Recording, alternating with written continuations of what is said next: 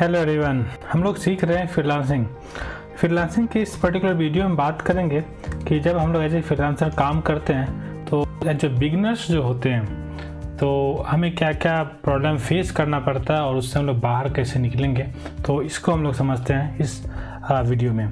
तो सबसे पहले प्रॉब्लम क्या होता है बिगनर्स के लिए, तो इसको हम लोग समझते हैं। They don't know project life cycle. ये सबसे बड़ा प्रॉब्लम होता है। जब भी मैंने भी ये जो प्रोजेक्ट स्टार्ट किया था तो एग्जैक्टली मुझे भी नहीं पता था कि प्रोजेक्ट का लाइफ साइकिल क्या होता है। कहने का मतलब कि अगर आपको डॉक्यूमेंटेशन लेनी है, क्लाइंट की डॉक्यूमेंटेशन होना चाहिए, फिर आप उनको बताओ कि चलो मुझे डिज़ाइन करनी है, फिर डेवलपमेंट करनी है, या डेटाबेस का काम करना है, या उसकी डिलीवरी कितना होना चाहिए, ये सब चीज़ें जब वजह फर्स्ट टाइम हम लोग जाते हैं तो वहाँ पे हमें नहीं पता होता है। जो हमारे मन में हो और बस वही चीज़ें हम लोग उनको बोलते रहते हैं, तो सामने वाले को समझ में आ जाता है कि आप फ्रेशर हो, एक्सपीरियंस नहीं हो। तो सामने वाला भी कोशिश करता है कि ठीक है चलो मैं बेवकूफ़ बना के निकल जाऊँ। तो इसलिए आपको ये चीज़ें ध्यान रखना पड़ेगा कि प्रोजेक्ट को लाइफ साइकिल आप अंडरस्टैंड करो। अगर हो सकता है तो एक बार आप ऑनलाइन चेक कर लीजिए प्रोजेक्ट किस तरीके से होता है कि प्रोजेक्ट का लाइफ साइकिल, तो उसके अकॉर्डिंग आप उसको प्रोजेक्ट को एक्सप्लेन करके आप बता सकते हो। नेक्स्ट बात करते हैं कि don't know the milestone delivery. जैसे मैंने आई थिंक फर्स्ट वीडियो मैंने ऑलरेडी बताया कि जब आप प्रोजेक्ट बिड करते हो तो अगर मान लो कि $1000 का कोई प्रोजेक्ट है और आप वहाँ पे बिड करते हो तो वहाँ पे आप मेंशन कर सकते हो कि सपोज $250 मुझे पहले ही चाहिए, मीन्स एडवांस पेमेंट चाहिए, और देन मीन्स 50% वर्क होने के बाद रिमेनिंग 200 चाहिए या 250 चाहिए, उसके बाद 500 चाहिए। तो जो भी आपका पेमेंट का है तो ये प्रोसेस जो है माइलस्टोन डिलीवरी, ये आपको पहले क्लियर आप कर लो कि क्या रहेगा। नहीं तो क्या होता है कि आप क्लाइंट समटाइम्स मैं देखता हूँ कि ये प्रोजेक्ट दे देते हैं, अगर जब कोई बिगनर्स रहता है तो उसको लगता है कि नहीं मैंने प्रोजेक्ट बना के दिया तो क्लाइंट मुझे पे करेगा ही, तो ये इस चीज़ की कोई गारंटी नहीं है। तो आपको क्या करना पड़ेगा कि आपको ये चीज़ देखना पड़ेगा कि हम लोग किस तरीके से एक क्लाइंट को हम लोग हैंडल करेंगे, तो ये चीज़ को हमें समझना है। तो माइलस्टोन क्लियर हुआ कि माइलस्टोन पहले आप क्रिएट कर लीजिए। Next, they don't know upfront amount the charge. Sometimes क्या होता है कि कुछ लोग कंफ्यूज रहते हैं मैं क्लाइंट से कितना मांगूँ, 50% मांगूँ, 20% मांगूँ, 30% मांगूँ या कितना मांगूँ। तो मैं आपको बताता हूँ कि नॉर्मली कोई भी क्लाइंट अपफ्रंट देता है तो अराउंड 20 से 30% का एक रेंज होता है जिसमें दे सकता है। बट कुछ ऐसे प्रोजेक्ट होते हैं जो बड़े बजट के प्रोजेक्ट होते हैं जहाँ पे आप कह सकते हो लाइक $2000-3000 से ऊपर होते हैं, तो उस केस में क्लाइंट 1 वीक के लिए आपको कुछ कम भी पे कर सकता है, 10 to 15% के आसपास वो पे करता है, just to understand like what kind of project you do. तो इसलिए वो भी करता है। तो आप ये म्यूचुअली आप अंडरस्टैंड कर सकते हो, बट एवरेज वो नॉर्मली जो कोई चार्ज करता है वो 20 से 30% पहले इनिशियल बिफोर स्टार्ट वर्क वो चार्ज करता है। उसके बाद बात करेंगे डोंट नो NDA, जो नॉन डिस्क्लोजर एग्रीमेंट है, इसके बारे में नहीं पता होता है। तो जब भी आप अगर एज ए फ्रीलांसर काम करना चाहते हो तो कुछ प्रोजेक्ट अगर बड़े मिलते हैं तो ट्राई करो कि NDA साइन आप कर लो, और उसके अकॉर्डिंग जो है ताकि क्लाइंट भी सिक्योर हो जाए कि वो इस प्रोजेक्ट को पे करने को रेडी है और आप भी उस प्रोजेक्ट से भाग नहीं सकते हो। तो एक बाउंडेशन बिटवीन यू एंड क्लाइंट हो जाता है तो ज़्यादा आपके लिए इजी रहता है। तो इसलिए ये प्रॉब्लम आपको फेस करना रहता है। फिर बात करते हैं कंप्लीट प्रोफाइल। नॉर्मली क्या होता है, जस्ट हमने प्रोजेक्ट बना लेते हैं तो बनाने के बाद हम लोग प्रोफाइल कंप्लीट नहीं करते हैं। जैसे मैंने आपको फर्स्ट वीडियो में ही समझाया था कि जब हम लोग प्रोफाइल पे जाते हैं तो ये सारे प्रोफाइल आप अच्छे से, जैसे व्यू प्रोफाइल पर जाते हैं तो आप अच्छे से इसको कंप्लीट करो। अगर आपको लगता है कि कुछ समटाइम्स कोई लोगों को इंग्लिश में प्रॉब्लम होती है, कम्युनिकेशंस में प्रॉब्लम होती है, तो उस केस में आप ये भी कर सकते हो कि कोई भी कंटेंट राइटर है, ज़्यादा नहीं 200-400 रुपये आपको से चार्ज करेगा आपके अबाउट अस के बारे में। आप एडिट पेज पे क्लिक करोगे, प्रोजेक्ट के बारे में आप हो सकता है तो यहाँ पे कंटेंट लिखवा लो एंड ये सब एक्सपीरियंस, बाकी तो ज़्यादा को नहीं है। तो 500 रुपये भी चार्ज नहीं करेगा, 200-300 रुपये में कोई अच्छा सा कंटेंट लिख देगा, और लिखने के बाद जो प्रोजेक्ट आप कैसे प्रपोज करोगे वो भी आप अच्छे से आप राइट करवा लो। तो ये भी आप अच्छे से राइट करवा लोगे तो क्या होगा कि प्रोजेक्ट मीन्स जो प्रोफाइल है वो कंप्लीट हो जाएगा और प्रोजेक्ट आपको अच्छा रहेगा।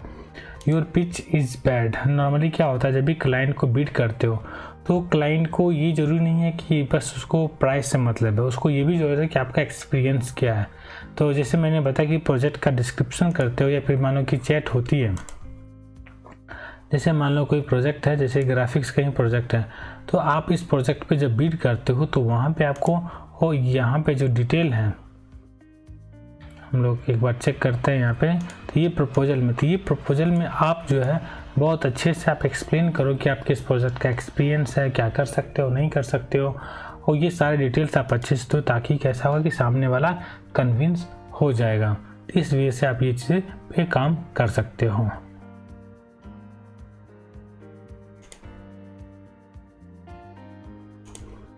नेक्स्ट बात करते हैं कि not showing genuine interest. Sometimes कुछ क्लाइंट के साथ मैं देखा हूँ कि लेजी होते हैं। लेजी कहने का मतलब कि चलो आप उनको बता दिया कि चलो ये प्रोजेक्ट है, इसके बारे में हम लोग काम करेंगे, हाँ ठीक है कर लेंगे हो जाएगा, मतलब रिस्पॉन्स नहीं करेगा। तो आप ट्राई करो कि जेन्यून क्लाइंट हो एंड दिस हो, लाइक जो प्रोजेक्ट आप बनाते हो तो उसके बारे में वो भी उतना ही लाइक रिस्पॉन्सिबल है कि आपसे काम करवाने के लिए। तो ये जो है आप ध्यान रखो, ये इसके दो पहलू है जेन्यून इंटरेस्ट का। एक तो मैंने क्लाइंट का बताया, दूसरा क्या होता है कि जब आपके पास प्रोजेक्ट ज़्यादा हो जाता है तो आप क्या करते हो कि सामने वाले को भाव देना कम कर देते हो। अगर मान लो कोई प्रोजेक्ट मान लो $1000 का है तो आप $30-40 के प्रोजेक्ट पे इंटरेस्ट नहीं लेना शुरू करते हो। तो एक चीज़ मैं बताता हूँ, ये चीज़ें कभी नहीं करना। रीज़न क्या होता है कि मेरे पास $30 के जो प्रोजेक्ट जो मैंने लिया था वही प्रोजेक्ट बाद में लगभग 2 से 3 महीने मैंने काम किया था, उसके बाद वही जो है मुझे $700-800 पर मंथ देना शुरू कर दिया था। पर एम्प्लॉय उसने देना शुरू किया था। तो नॉर्मली 4 लोग और उसने काम दिया था तो अराउंड $1500 से $2000 के बीच में देना शुरू किया था। तो इसलिए डिपेंड करता है कि आप जो है कोई भी क्लाइंट है जिसको क्लाइंट को अगर आप में इंटरेस्ट है तो आपको छोड़ना नहीं है। तो आप जेन्युइनली इंटरेस्ट आप दिखाओ और उसको ट्राई करो कि एजुकेट करने के लिए और हेल्प करने के लिए। And trying to fool your client. ये कभी मत सोचना कि क्लाइंट बेवकूफ़ है मैं बेवकूफ़ बना लूँगा, क्योंकि जहाँ पे अगर आप प्रोजेक्ट पे बिड करते हो तो जैसे आप बिड करते हो तो यहाँ पे देख सकते हो अराउंड 394 लोग ने प्रोजेक्ट को अगर बिड करते हो तो यहाँ पे देख सकते हो कि कितने लोगों ने बिड किया है। हम लोग यहाँ पे प्रपोजल पे जाते हैं, जैसे यही ग्राफिक डिज़ाइनर रिक्वायर्ड 262 बिड है। जैसे आप सोच सकते हो 262 लोगों ने बिड किया है, इट मीन्स कि इसको पता है कि कितने लोग ने बिड किया है, तो कंपटीशन ऑलरेडी है। तो इसलिए आप जब भी प्रोजेक्ट पे काम करोगे तो ये आप ध्यान रखना कि प्रोजेक्ट पे जो है हमें किस तरीके से वर्कआउट करना है और क्लाइंट को हम लोग बेवकूफ़ नहीं बनाना है। ईमेल का लेट कभी मत रिप्लाई करो, ट्राई करो कि जो ईमेल है आप अपने मोबाइल के साथ मीन्स आ जाएगा, रिप्लाई करो। कम्युनिकेशन स्किल्स पे काम करना सबसे इम्पोर्टेंट होता है। समटाइम्स क्या होता है कि मोस्टली क्लाइंट इंग्लिश में बात होती है, तो अगर आपको एज ए फ्रीलांसर करियर बनानी है अच्छे से तो आपको इंग्लिश होनी चाहिए, तो वही सबसे इम्पोर्टेंट है। और नेक्स्ट बात करते हैं apply for the wrong job. Sometimes क्या होता है कि मुझे लगता है कि मैं लोगो डिज़ाइन आती नहीं है बट मैं कर लूँगा, तो ऐसे प्रोजेक्ट पे आप कभी मत अप्लाई कर दो।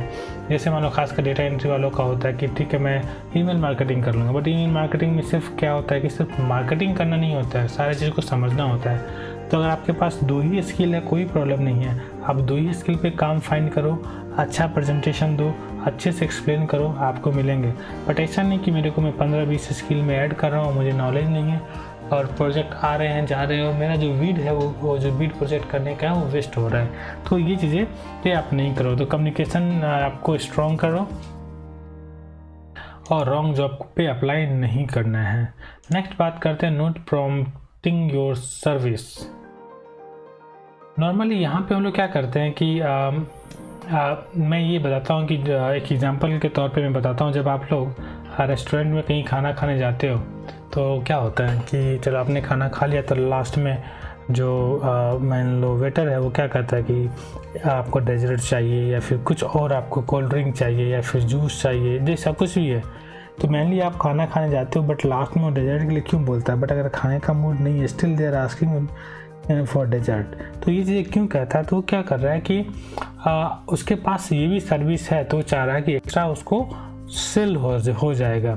सेम चीज़ें यहाँ पे भी है कि अगर मान लो कि आप तो फॉर एग्जांपल डिजिटल मार्केटिंग है, अगर आपको डिज़ाइनिंग भी आती है तो वहाँ पे आप कह सकते हो कि इन फ्यूचर में अगर आपके पास वेबसाइट है तो मैं आपको डिज़ाइन भी कर सकता हूँ, बट आपको सबसे पहले ट्रस्ट बिल्ड करना पड़ेगा। जैसे आपका ट्रस्ट बिल्ड हो जाएगा फिर आपको ऑटोमेटिक जो है नेक्स्ट प्रोजेक्ट मिलने के चांसेस बढ़ जाएंगे। लोग फॉलोअप करना छोड़ देते हैं। समटाइम्स क्या होता है कि जैसे कभी कभी मैं देखता हूँ कि सपोज़ 200-300 लोगों ने बीट किया है तो हम फ्रस्ट्रेट हो जाते हैं, हताश हो जाते हैं कि यार इतने लोगों में अच्छे रिव्यू है, अच्छे मीन्स एक्सपीरियंस है, या कंपनी ने बीट किया है तो फिर क्लाइंट मुझे क्यों देगा।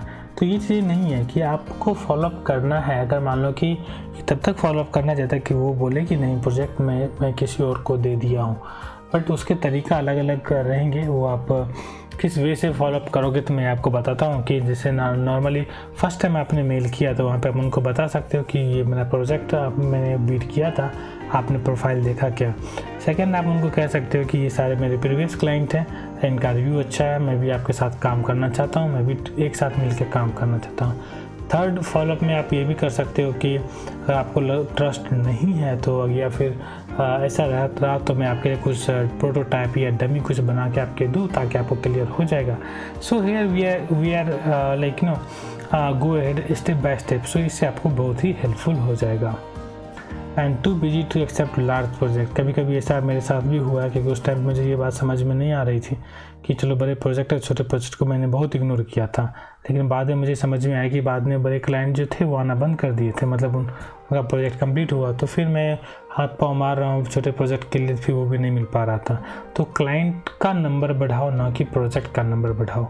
ये सबसे इम्पोर्टेंट है कि अगर आपको टारगेट लेके चलना है कि आपको महीने में 10 प्रोजेक्ट पे फोकस मत करो, महीने में फोकस करो 10 क्लाइंट पे। ये सबसे इम्पोर्टेंट है। ये बॉटम लाइन आप लिख के ले लो कि you have to focus more client rather than more project, क्योंकि ज़्यादा क्लाइंट रहेंगे तभी आपको ज़्यादा प्रोजेक्ट होगा। आप कॉस्ट पे मत जाओ कि कोई मुझे $50 काम दे रहा है या $100 का या $2000 का। क्लाइंट ज़्यादा इंपॉर्टेंट है, नंबर ऑफ़ क्लाइंट ज़्यादा इंपॉर्टेंट है। तो ये सारे मैंने आपको टिप्स बताए कि जो भी as a like beginners freelancer को जो प्रॉब्लम होती है तो इस प्रॉब्लम से किस तरीके से वो आगे बढ़ेंगे। आई होप कि आपको ये सारी चीज़ें क्लियर हो गए होंगे कि मुझे इससे बाहर किस तरीके से निकलना है, और ये गलतियां आप नहीं कीजिएगा जब फ्रीलांसिंग का काम करते हो। तो बाकी जो चीज़ें हैं, जो कम्युनिकेशंस मैंने बताया, अगर नहीं है तो आपको ठीक करना पड़ेगा। क्लाइंट के साथ आप एज अ फ्रेंडली बात कर सकते हो और उनके प्रोजेक्ट में इंटरेस्ट दिखाओ, ऑटोमेटिक लॉन्ग टर्म तक आपके क्लाइंट बनेंगे। मैं आपको बताता हूँ कि जब मैंने फ्रीलांसिंग छोड़ा था 2011 में, फिर मैंने CNC जब मैं स्टार्ट किया था, तो जब 10-11 के मिड में मैंने स्टार्ट किया था तो उस टाइम से अभी तक मेरे पास जो प्रोडक्ट बेस्ड क्लाइंट है लाइक 15-16 क्लाइंट है। 10 सालों में एक भी सिंगल क्लाइंट ऐसा नहीं है जो मुझे छोड़ के गया है, और मैं चार्ज करने में कोई कमी नहीं करता हूँ। जो है एग्जैक्टली वो चार्ज मैं करता ही हूँ। तो बात यही है कि हमें किस तरीके से कम्युनिकेट करनी है और उस वजह से हम लोग उस पर वर्कआउट कर सकते हैं। तो गाइस इस वीडियो में हम लोग इतना ही रखते हैं। नेक्स्ट वीडियो में फिर से मिलते हैं जिसमें हम लोग और डिटेल में बात करेंगे फ्रीलांसिंग के बारे में। तब तक के लिए गुड बाय।